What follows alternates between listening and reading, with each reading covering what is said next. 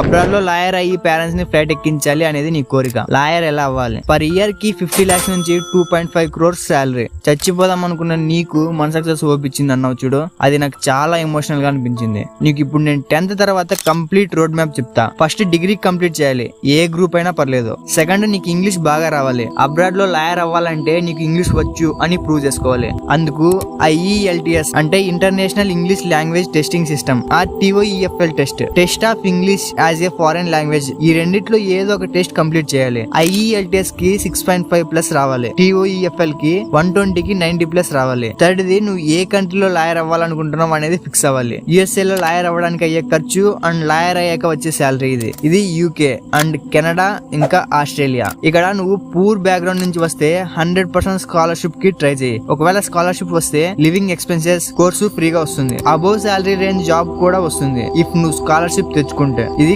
Country wise 100% free scholarships కి qualify అవ్వాలంటే ఒక టెస్ట్ రాసి ఎలిజిబుల్ అవ్వాలి. అండ్ ఇది కంట్రీ వైజ్ లాయర్ అవ్వడానికి రాయాల్సిన ఎంట్రన్స్ ఎగ్జామ్స్ అండ్ చేయాల్సిన కోర్సెస్. ఇక్కడ ఉన్న ఎంట్రన్స్ టెస్ట్ నేమ్ గూగుల్ చేస్తే ఆ ఎగ్జామ్ కి ఏ కంటెంట్ ప్రిపేర్ అవ్వాలో తెలుస్తుంది. అండ్ ఇంత కష్టపడి నీ కోసం రోడ్ మ్యాప్ తయారు చేసా, నా కోసం ఒక లైక్ చేసి, అదే నాకు చాలా హ్యాపీ.